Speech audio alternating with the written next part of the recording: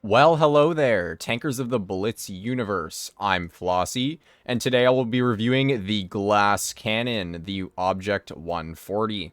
Now, similar to the Leopard 1, this thing has crazy high DPM, good mobility, and literally no armor. But I will get into the playstyle of this vehicle a little bit later. However, I will first start off with the tank's stats. So let's get into the gun whenever Wargaming loads my stats here. Here we go. The average damage of this tank's gun is 300 on the standard shells, 250 on the premium, and 410 on the high explosive. As for the penetration, it has 252 millimeters of standard pen, 319 on the premium, and 55 on the HE. So the pen is pretty average. I do use calibrated shells because I do like getting a little bit more heat pen out of this thing, but you can run either or. As for the accuracy, this tank has 2.5 seconds of aim time with a dispersion of 0.308, so its aim time is excellent, and its dispersion is pretty solid as well. You will find that the gun can be a little bit troll sometimes, but for the most part, it can hit your shots. You can hit your shots in it effectively. The damage per minute, you can see here, it's 3,500 while using calibrated. And while using rammer, you can get it up to 3,800, which is absolutely insane. But for me personally, I don't really care about the extra DPM. I prefer to have the extra pen. Now, in terms of the mobility, this tank goes 60 forward and 20 in reverse, which is really nice for a tier 10 medium. And its power to weight of 23.7 means you won't have much issue getting up to your top speed. And it has fantastic hull traverse rate. So yeah, you'll be quite mobile around the map. And I almost forgot to mention, the tank has 6 degrees of gun depression, which is one of the downsides of this tank, because not only does it have no armor, but it has very little gun depression, so it makes it kind of difficult to play. But speaking about the armor, let's get into the armor of this vehicle here. And I am using an E50M here to shoot at this vehicle, and I do have calibrated shells loaded. You can see here, even while using standard APCR, the tank is completely green. However, there are troll spots on the side that are auto ricochets because of how the hull is designed. You can see it's kind of angled inwards, which makes it a kind of troll pen at certain angles. But for the most part, I mean, you don't even need to load gold for the majority of your shells to actually pen this thing. And the rear is only 39 millimeters. So, like, you're going to be able to HE this thing in pretty much every tank. The lower plate's only 155, and the upper plate's only 176. So, yeah, the armor on this thing is not very good. And it means that this tank is not meant for beginners. Now, with that stuff out of the way, let's get into some live gameplay.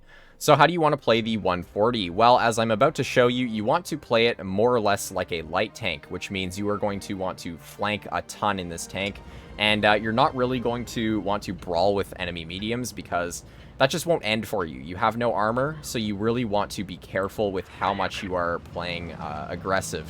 So yes, you can spot up tanks in this vehicle like early game, but then you want to retreat and basically stay with your teammates here. So I'm going to be sticking close to this E50 here, but I will initially spot this bush because I feel like I will be able to spot tanks like that Progetto or even the Sheridan. I don't know, but there we go. We do spot the Progetto, the 121B, and their Sheridan is still unspotted, but I am going to back up because in case their Sheridan is in that bush right there, I don't want to be getting shot at by him for like 560 there. So yeah, we're going to keep playing this angle right here, and we'll see if we can spot up that same Progetto again.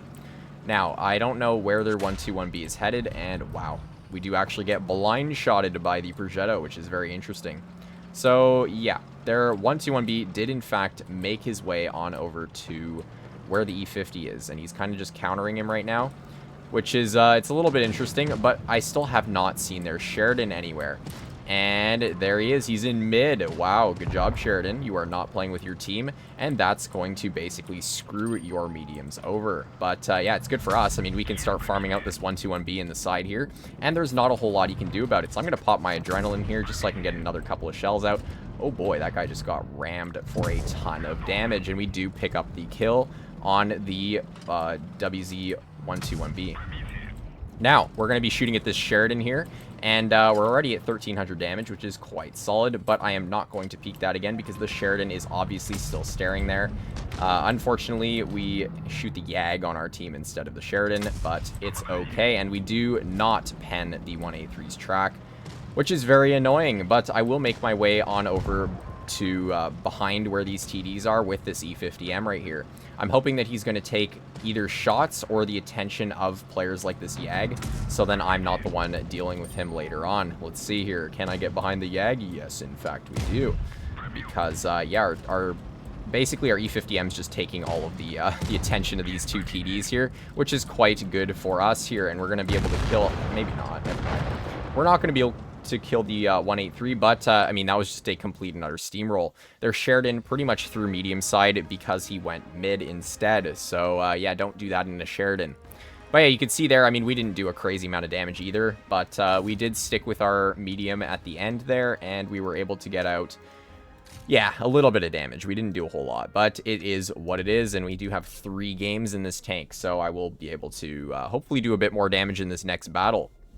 But you can see there, I initially spotted that Progetto, and I sort of just wanted to keep holding that bush there because that bush is quite strong, actually, especially on medium side, because it's hard for mediums to actually push on you when you are sitting there because you have lots of ways you can run away, which is important in this thing. You have good mobility, so you want to use it to your advantage if you do get pushed on, and you probably will want to run.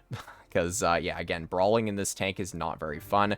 You're super low to the ground, so any tank that has a good angled upper plate is going to be super hard for you to pen because you are probably going to be at an angle lower than it. So, yeah, that's one of the main issues with this tank being so small is, yeah, aiming at tanks like the E50M or the 121B or the T62A, their upper plates are going to be way too strong for you to really reliably deal with. So, yeah.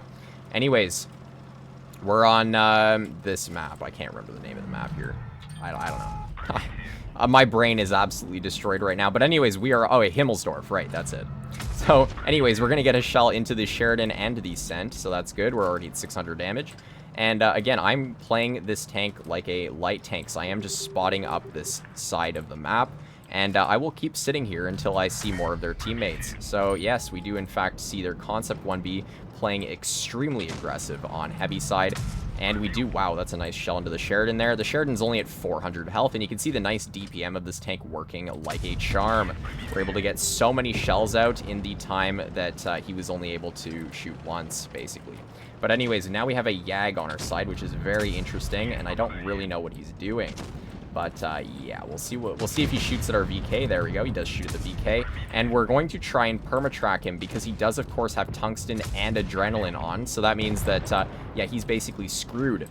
So we do, in fact, permatrack him and kill him. So that's quite nice for us. Now, they do have a Waffle in the back there, who I'm not going to worry about right now. I will, however, though, worry about this Foch here because he is not looking at me. So I should be able to get a nice HE shell into him, and we should be able to finish him off in about 1 second here if he doesn't get killed first by another teammate. There we go. Now we're going to be able to farm out the IS-7's rear, and you can see here, I'm basically positioning myself behind the enemy heavies because I don't want to be the one getting shot at. I want them to shoot at tanks like my Yag and basically ignore me and let me farm them out for free. And you can see we're doing a fantastic job of getting free farm out right now into their heavies. So we do pick up the clear on the Centurion, and now we're going to keep farming out this IS-7. He might kill our Yag, but that's okay. Ooh, and actually the Yag does get a nice shell into him, and we do save our Yag there. So our Yag luckily stays alive. He's very happy about that. You can see that, and that's good. We're already at 4,200 damage. We should be able to get, like, at least another shell into this Concept, hopefully, if he doesn't get absolutely nuked by these teammates here. See, we get a 1 shell into his lower plate there, and he does get killed. So just like that, we deal 4,500 damage in our second battle, and you can see where the DPM of this thing is absolutely insane. Even while we're using calibrated shells, we're able to just pump out so much damage, and getting to the rear of your opponents is really important for doing well in this tank. So you can see there we do 4,500 damage, and we assist 2,500. So yeah, very, very nice amount of damage there for our second game. Much better than the first one. Both of those games were pretty much steamrolls, though, but yeah, I mean, they're Their enemy Yag, I don't really know what he was doing. He kind of threw that game by YOLOing mid. And same with their Sheridan. He just kind of played a bit sus. But anyways, yeah, pretty solid game. And we're going to get into game number 3, and we'll see if we can keep this win streak up. So yeah, I mean, overall, I love the 140, but it is such a glass cannon. It really can either do such a good job at farming or do such a good job at dying super quick and doing no damage because, yeah, any misplay in this tank will hurt you a lot in terms of you getting nuked and dying. So yeah, you do have to play this thing extremely carefully, but when it does work, that gun works. Like, it's really, really strong. So yeah, again, glass cannon, that's basically what this thing is. It has crazy good DPM and a gun and good mobility, but basically nothing else. That's how I think of this tank. So yeah, we're going to play this bush here because we're going to hopefully spot up tanks, and we do spot the E3, and we spot the STRVK, which is also quite nice, and we do get a shell into the side of his turret. I don't really know why he's just sitting back there on that rock, but yeah, I mean, their whole team is playing quite aggressive. So in that case, what I will do is, since our STRVK is in fact on A side, I will play a little bit more aggressive once this Kron pushes up, and I'll try and clear out this Sturv by flanking him and getting behind him here. So we're able to get one shell into him, and you can see here I'm doing what I'm saying I'm going to do. I'm going to flank him and get to his rear and use this rock as cover, because in case he does turn around, you always want to have some sort of solid cover around you that you can move around and basically escape if you do get into a situation where people are going to start shooting at you. Now, their E50M did turn around for us, and he does get one shell into me. However, never mind. I was hoping to get a shell into his turret, but yeah, we don't there. Let's see. I'm going to keep peeking this guy. I'm going to play a little bit less smart, and yeah, I do pay for that. We do get another pen from the E50 into us. And yeah, I mean, their TVP is playing less smart than I am, and he does, in fact, get killed. Now, this E50M is going to YOLO me, and I'm actually quite worried about that because that guy has a ton of armor, and luckily, we do actually get a bounce. So what I'm going to do is I'm going to try and run, because look at their team. Their entire team is YOLOing me pretty much. Their E3 is YOLOing me, their E50M is YOLOing me, and whatever that other tank is that was in their spawn is also YOLOing. So yeah, I'm going to basically get the heck out of there, and we're going to reposition our vehicle more so into their spawn and see if I can get some more shells in. So their E50M is actually making a slight different pathing there. Basically, he's taking a different route, and let's see if I can actually get a shell into him without being spotted. There's the other tank. That's what it was, the 4202. So there we go. We do spot the 4202, and I am going to try and get unspotted before I do poke this again, because, of course, I don't want to get nuked by him. And you know what? I'm not even going to poke that bush again, because the second I get spotted in that bush is when I'm going to get nuked by the 4202 and maybe the E3, but the 4202 actually moved, so now I can go back into that bush.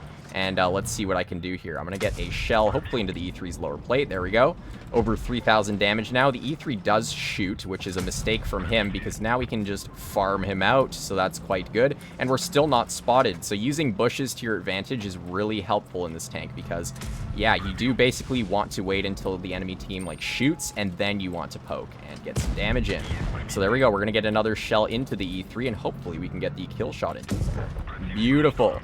And just like that, a third steamroll game. I mean, that wasn't really that close at all. And we do 3,800 for our third and final game. So you can see there, 2 out of the 3 games, we did quite a lot of damage. And we did, in fact, win all 3 of our battles. So that's quite nice. And I do think that was a good showcase overall of the 140's gameplay and how you are supposed to play it. So yes, again, like I said before, just to recap, flank around the map as much as you can. Use your teammates as basically support for you. You don't want to be going alone because you'll get nuked. And yeah, use the DPM to your advantage by getting behind your opponents and destroying them. Anyways, I hope you all enjoyed today's video. And if for any of you out there are not yet subscribed to my channel, I highly recommend you do so. It's a fantastic way to support my content and stay up to date on when I post almost daily. With that, I will see you next time. Bye-bye.